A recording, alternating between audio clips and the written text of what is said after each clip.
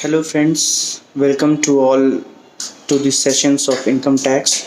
Today we are going to start a topic which is residence of persons, residential status of persons.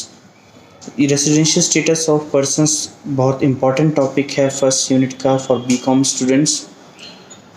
Residential status को determine करना important है क्योंकि एक person के tax calculate करने से पहले उसकी इनकम कैलकुलेट की जाती है और उसकी इनकम कैलकुलेट करने से पहले उसका स्टेटस चेक किया जाता है कि वो पर्सन इंडिया में है भी या नहीं, इंडिया में रहता है या नहीं।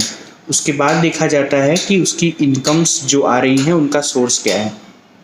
तो जो सबसे पहली चीज़ चेक की जाती है वो है रेसिडेंशियल स्टेटस, यानी एक पर्सन का निवास स्थान, वो रहता कहाँ है। रेसिडेंशियल स्टेटस को सिटीजनशिप से कंफ्यूज नहीं करना चाहिए। सिटीजनशिप का मतलब होता है एक पर्सन कहाँ पैदा होता है वो वहाँ का नागरिक हो जाता है, वो सिटीजनशिप होती है। लेकिन रेसिडेंशियल स्टेटस में हम सिर्फ ये चेक करते हैं कि वो पर्सन हमारे प्रीवियस ईयर यानी फाइनेंशियल ईयर के ड्यूरेशन में किस कंट्री में था, वो इंडिया में था या नहीं था। क्योंकि इंडिया में रहेगा तो ही उस पर टैक्सेस के हम कैलकुलेशंस कर सकते हैं, और अगर वो इंडिया में है ही नहीं तो कुछ टैक्सेस वो पे नहीं करेगा, कुछ इनकम्स पे वो टैक्स पे नहीं करेगा। तो रेसिडेंशियल स्टेटस हमें जानना ज़रूरी है। हम इसके प्रोसीजर को इस वीडियो में चेक करेंगे कि हम कैसे डिटरमिन करें कि रेसिडेंशियल स्टेटस कैसे चेक की जाती है। तो यहाँ पर दो चीज़ें हैं, पहली चीज़ है रेसिडेंशियल स्टेटस और दूसरी चीज़ है पर्सन्स। जब भी हम पर्सन्स कहते हैं तो उसकी मीनिंग इनकम टैक्स में अलग हो जाती है। पर्सन्स में हमारे नेचुरल पर्सन्स इंडिविजुअल्स और आर्टिफिशियल पर्सन्स सभी आते हैं। हम पिछली वीडियोस में बात कर चुके हैं कि पर्सन्स का मतलब इनकम टैक्स के पॉइंट ऑफ व्यू से क्या होता है।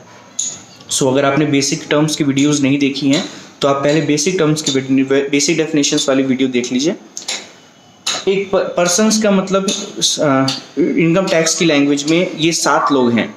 इंडिविजुअल्स, HUF यानी Hindu undivided family, companies, firm यानी partnership firm, AOP BOI means association of person and body of individuals, local authorities और अदर्स, कोई सीजनल या टेम्परेरी इस्टेब्लिशमेंट।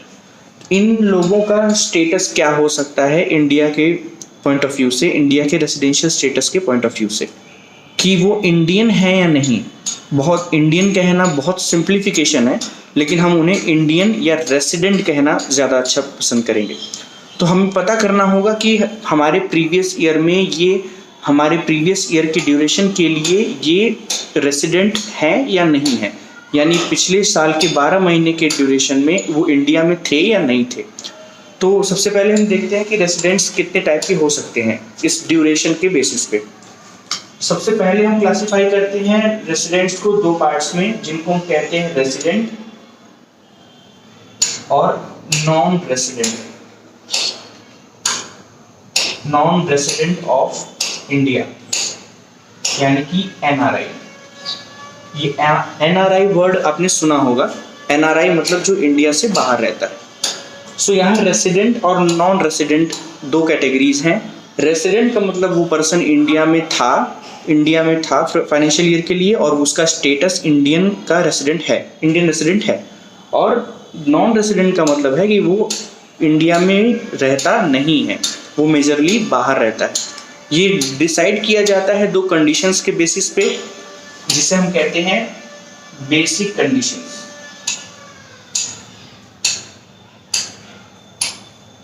ये बेसिक कंडीशंस हैं। बेसिक कंडीशंस कुछ और नहीं, टाइम लिमिट्स हैं, यानी नंबर ऑफ डेज में वो टाइम लिमिट्स हैं। अगर उतने डेज तक कोई पर्सन क्वालिफाई कर जाता है, रह जाता है इंडिया में, उसका रेसिडेंट इंडिया में था उतने टाइम तक या उससे ज़्यादा, तो वो पर्सन रेसिडेंट कहलाता है, यानी वो इंडिया में था।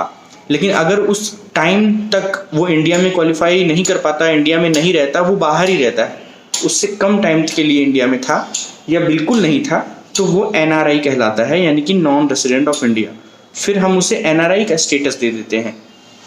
तो पहले रेसिडेंट और नॉन रेसिडेंट में हमें डिफ्रेंशिएट करना होता है कि वो पर्सन का स्टेटस रेसिडेंट्स है या नॉन रेसिडेंट है, और ये हम करते हैं बेसिक कंडीशंस की मदद से।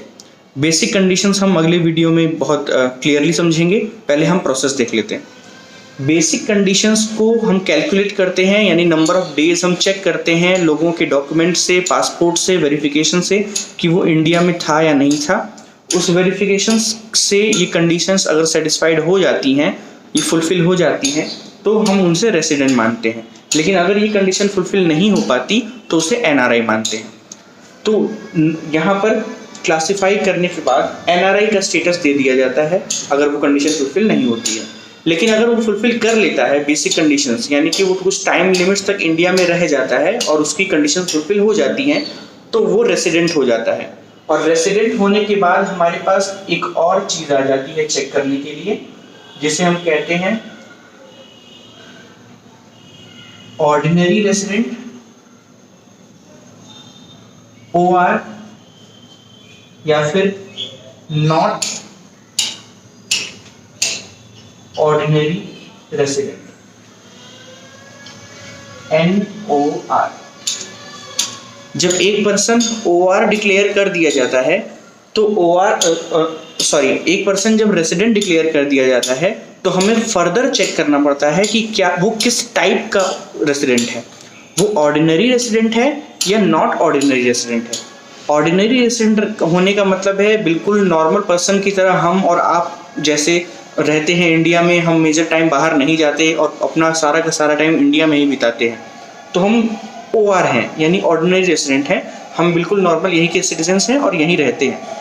नॉट ऑर्डिनरी रेसिडेंट होने का मतलब है कि हमारा टाइम इंडिया में बीतता तो है, लेकिन वो हम आते जाते रहते हैं, कभी कंट्री से बाहर रहते हैं, कभी कंट्री से अंदर आते हैं।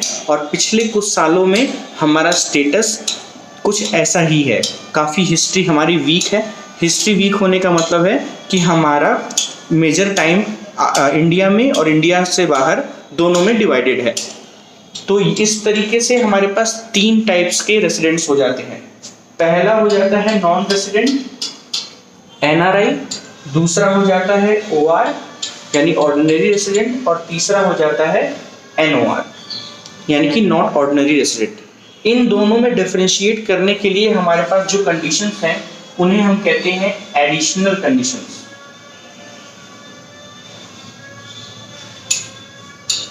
तो हमारे पास कंडीशंस हैं, बेसिक कंडीशंस और एडिशनल कंडीशंस। हम ऊपर से फ्लो चार्ट देखते हैं। जब हम सबसे पहले कैलकुलेट करेंगे कि कोई पर्सन रेसिडेंट है या नॉन रेसिडेंट है, तो हमें चेक करना होगा बेसिक कंडीशंस को। बेसिक कंडीशंस अगर फुलफिल हो जाती हैं तो वो पर्सन रेसिडेंट है, और अगर बेसिक कंडीशन फुलफिल नहीं हो पाती है तो वो नॉन रेसिडेंट है, NRI है। अगर रेसिडेंट बेसिक कंडीशन फुलफिल हो गई और वो रेसिडेंट डिक्लेयर कर दिया गया, उसके बाद हमें एक और चीज़ चेक करनी पड़ेगी कि वो किस टाइप का रेसिडेंट है, ऑर्डिनरी रेसिडेंट है या नॉट ऑर्डिनरी रेसिडेंट है। इसे चेक करने के लिए हमारे पास एडिशनल कंडीशंस हैं। एडिशनल कंडीशंस अगर फुलफिल हो जाती हैं तो वो OR है यानी ऑर्डिनरी रेसिडेंट है, और अगर एडिशनल कंडीशन फुलफिल नहीं होती हैं तो वो नॉट ऑर्डिनरी रेसिडेंट है। और यहाँ पर हमारा उसका स्टेटस डिटरमिन हो जाता है इन तीनों में से कोई एक स्टेटस इन पर्सन्स को दे दिया जाता है। और ये रेसिडेंशियल स्टेटस जो हम चेक कर रहे हैं ये हर साल चेक किया जाता है। हर साल हमें ये कैलकुलेशन करनी पड़ेगी कि वो एक पर्टिकुलर प्रीवियस ईयर के लिए रेसिडेंट है या नॉन रेसिडेंट है, OR है या NOR है, और ये हर साल चेंज हो सकता है, इसलिए हम इसका कैलकुलेशन हर साल करते हैं। तो अब क्वेश्चन उठता है कि जो पर्सन्स हैं क्या ये सभी NRI, OR और NOR हो सकते हैं? तो इसका हम आंसर देते हैं, जो इंडिविजुअल है वो OR, NOR या NRI तीनों में से कोई एक हो सकता है। वो तीनों स्टेटस में से कोई भी एक स्टेटस उसे किसी पर्टिकुलर फाइनेंशियल ईयर के लिए दिया जा सकता है। सेम चीज HUF के लिए भी है। HUF भी OR, NOR और NRI हो सकता है, यानी इनके डेज काउंट किए जा सकते हैं। डेज काउंट करने पर ही पता चलेगा कि इन तीनों में से कौन सा स्टेटस उन्हें दिया जाएगा। लेकिन बाकी के जितने भी पर्सन्स बच जाते हैं वो या तो सिर्फ रेसिडेंट होते हैं या फिर नॉन रेसिडेंट NRI।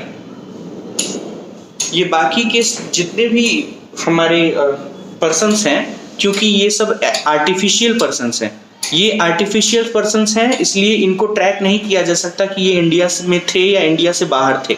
ये या तो इंडिया में हैं या तो इंडिया से बाहर हैं। इनके लिए हम एडिशनल चीज़ें चेक नहीं करते।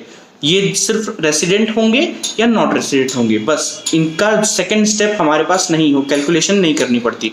इन्हें हम रेसिडेंट या नॉन रेसिडेंट ही बोलते हैं। तो इनके पास ये इन दोनों में से कोई एक स्टेटस ही आ सकता है। और ये कैसे चेक करते हैं?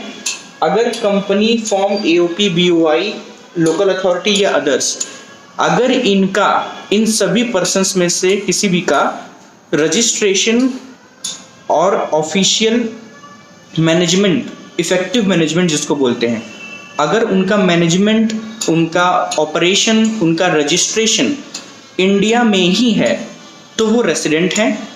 और अगर उनका रजिस्ट्रेशन, इफेक्टिव मैनेजमेंट और ऑपरेशन इंडिया से बाहर है तो वो नॉन रेसिडेंट है।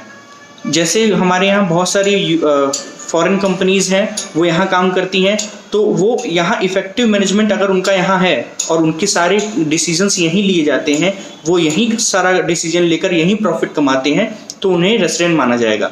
लेकिन अगर उनको जो इंस्ट्रक्शंस हैं वो US से या फिर किसी दूसरी कंट्री से डायरेक्शन दिया जाता है तो, और उनका रजिस्ट्रेशन भी बाहर है, तो वो हमारे लिए नॉन रेसिडेंट होंगे। तो इनका जो बाकी के 5 ये पर्सन्स हैं, इनकी कैलकुलेशन या इनका डिटर्मिनेशन काफ़ी ईजी है। इसे हम तुरंत डिसाइड कर सकते हैं बिना किसी कैलकुलेशन के। प्रॉब्लम आती है इंडिविजुअल में और HUF में, दोनों के लिए ही हमें डेज को कैलकुलेट करना पड़ता है कि वो बेसिक कंडीशंस को फुलफिल करते हैं या नहीं, या एडिशनल कंडीशंस को फुलफिल करते हैं या नहीं। तो फ्रेंड्स एंड स्टूडेंट्स, हम नेक्स्ट वीडियोस में पहले इंडिविजुअल की बात करेंगे और फिर HUF की बात करेंगे। इनका डिटर्मिनेशन बाकी का बहुत ईजी है। सो मिलते हैं नेक्स्ट वीडियो में। Thank you.